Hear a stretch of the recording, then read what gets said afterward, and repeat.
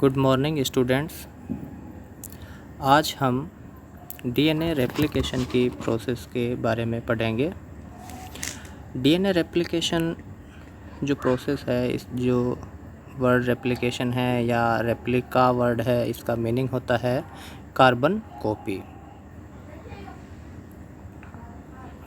इसे हम DNA duplication भी कहते हैं, इसे हम डीएनए सिंथेसिस की प्रोसेस भी कहते हैं। कोशिका में जो डीएनए रेप्लिकेशन की प्रोसेस है वो सेल साइकिल की एस फेज अवस्था में स्टार्ट होती है, कंप्लीट होती है। एस फेज अवस्था इंटरफेज की एक सब अवस्था के रूप में होती है। इस दौरान कोशिका में डीएनए की जो अमाउंट है वो डबल हो जाती है, जो सेल डिवीजन के बाद में पुनः रिस्टोर हो जाती है, नॉर्मल अमाउंट हो जाती है।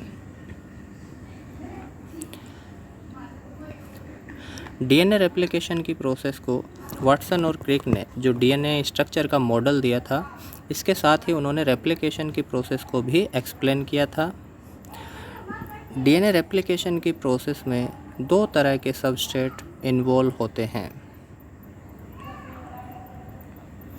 एक है 4 प्रकार के डीएनटीपीज, जिन्हें हम न्यूक्लियोटाइड ट्राइफॉस्फेट कहते हैं, जो डीऑक्सी न्यूक्लियोटाइड ट्राइफॉस्फेट होते हैं। ये डीएटीपी होते हैं, टीटीपी, जीटीपी और सीटीपी। इनको कंबाइन रूप से हम डीएनटीपीज बोलते हैं, न्यूक्लियोटाइड ट्राइफॉस्फेट। और सेकंड सबस्ट्रेट होता है सिंगल स्ट्रैंडेड डीएनए मॉलिक्यूल, जो एज ए टेम्पलेट के रूप में कार्य करता है। इनके साथ में अनेक प्रकार के एंजाइम्स और प्रोटीन्स भी शामिल होते हैं, जिनकी हम अलग से स्टडी करेंगे। डीएनए रेप्लिकेशन की जो प्रक्रिया है वो डीएनए स्ट्रैंड पर विशेष स्थल या साइट पर ही स्टार्ट होती है, जिसे हम ORIC स्थल कहते हैं या ओरिजिन ऑफ रेप्लिकेशन के स्थल भी कहते हैं। यहाँ पर डीएनए के दोनों स्ट्रैंड है वो सेपरेट होना शुरू हो जाते हैं, क्योंकि उनके बीच में हाइड्रोजन बॉन्ड्स है वो ब्रेक होते हैं। एंजाइम हेलिकेज की वजह से वो टूट जाते हैं, जिसकी वजह से दोनों स्ट्रैंड सेपरेट हो जाते हैं। इस प्रकार डीएनए का जो स्ट्रैंड है, डबल स्ट्रैंडेड स्ट्रक्चर है, उसमें एक बबल लाइक संरचना बनती है तथा ORIC स्थल के दोनों तरफ वाई आकृति में रेप्लिकेशन फोर्क का निर्माण होता है। डीएनए रेप्लिकेशन को समझने के लिए हम इसे 3 पार्ट में उसकी स्टडी कर सकते हैं। फर्स्ट पार्ट में हम इसके विशेष लक्षण या करैक्टरिस्टिक्स देखेंगे। सेकंड पार्ट में रेप्लिकेशन की प्रोसेस में शामिल एंजाइम्स और प्रोटीन की स्टडी करेंगे। और थर्ड पार्ट में हम इसकी प्रोसेस को जानेंगे। रेप्लिकेशन के जो करैक्टरिस्टिक्स है उसे हम 3 या 4 पार्ट में हमने इसे डिवाइड किया है, जिसमें इसके विशेष लक्षणों में सबसे पहला लक्षण है कि जो रेप्लिकेशन की प्रोसेस है वो बाई डायरेक्शनल होती है। डीएनए का जो स्ट्रैंड है, 2 स्ट्रैंड होते हैं जिनके बीच में हाइड्रोजन बॉन्ड्स है वो पाए जाते हैं। जहाँ पर ओरिजिन ऑफ रेप्लिकेशन होता है या ORIC स्थल होते हैं,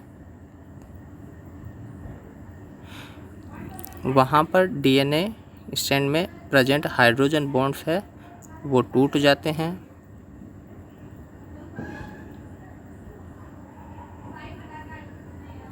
और एक बबल लाइक स्ट्रक्चर का निर्माण करते हैं, जहाँ से दोनों स्ट्रैंड है वो सेपरेट हो जाते हैं। इस बबल लाइक संरचना के दोनों तरफ रेप्लिकेशन की प्रोसेस है वो चलती है। इसे हम बाई डायरेक्शनल प्रोसेस कहते हैं।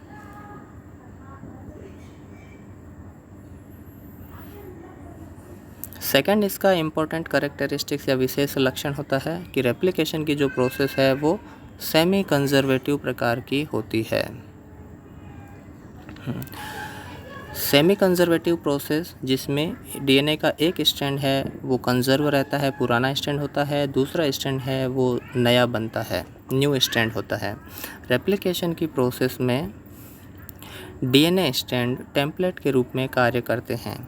नए बने डीएनए में एक पुराना स्ट्रैंड जो टेम्पलेट के रूप में कार्य करता है वह एक नया स्ट्रैंड होता है। इसे सेमी कंजर्वेटिव टाइप का रेप्लिकेशन कहते हैं। इस प्रोसेस को मिचेल्सन व स्टॉल ने एक्सपेरिमेंटली प्रूव किया था, जिसके हम बाद में स्टडी करेंगे। थर्ड इम्पोर्टेंट कैरेक्टरिस्टिक है इसका कि रेप्लिकेशन की जो प्रोसेस है वो सेमी डिसकंटिन्यूअस प्रकार की होती है। रेप्लिकेशन की जो प्रोसेस है वो हमेशा 5 प्राइम से 3 प्राइम डायरेक्शन की दिशा में ही होती है। वॉटसन और क्रिक ने जो डीएनए स्ट्रक्चर बताई थी उसमें उन्होंने बताया कि 2 स्ट्रैंड होते हैं, दोनों स्ट्रैंड एक दूसरे के एंटी पैरेलल रन करते हैं, जिनमें स्पष्ट पोलैरिटी पाई जाती है। अर्थात एक डीएनए का स्ट्रैंड 5 प्राइम टू 3 प्राइम दिशा में चलता है, जबकि दूसरा स्ट्रैंड है वो 3 प्राइम से 5 प्राइम डायरेक्शन में चलता है। लेकिन रेप्लिकेशन की जो प्रोसेस है वो हमेशा 5 प्राइम से 3 प्राइम डायरेक्शन में ही होती है। इस कारण डीएनए के दोनों स्ट्रैंड में से एक स्ट्रैंड पर यह क्रिया सतत या कंटिन्यूअसली होती है, वह दूसरे स्ट्रैंड पर छोटे छोटे टुकड़ों के रूप में, जिन्हें हम ओकाजाकी फ्रेगमेंट भी कहते हैं, के रूप में रहती है, जो असतत या डिसकंटिन्यूअस होती है। इस कारण इसे हम सेमी डिसकंटिन्यूअस प्रोसेस भी कहते हैं। रेप्लिकेशन का नेक्स्ट इम्पोर्टेंट कैरेक्टरिस्टिक्स है वो है सिंगल ओरिजिन ऑफ रेप्लिकेशन और multiple origin of replication. Replication की प्रोसेस के जो स्टार्ट पॉइंट होते हैं उसे हमने देखा था कि उन्हें हम ओरिजिन ऑफ रेप्लिकेशन या ORIC स्थल कहते हैं। प्रोकैरियोट्स के अंदर जो डीएनए होता है वो 10⁵ बेस पेयर का होता है, कम अमाउंट में प्रेजेंट होता है, सिंगल डीएनए होता है और सर्कुलर होता है, जिसमें रेप्लिकेशन के सिंगल स्थल पाए जाते हैं। जबकि यूकैरियोटिक जो डीएनए है वो अमाउंट में लगभग 10⁹ बेस पेयर की रेंज में होता है, जबकि वो अलग अलग क्रोमोसोम के रूप में और लीनियर डीएनए होते हैं, जिसमें अनेक रेप्लिकेशन के ओरिजिन स्थल पाए जाते हैं। तो इसे हम मल्टीपल ओरिजिन रेप्लिकेशन स्थल भी कहते हैं।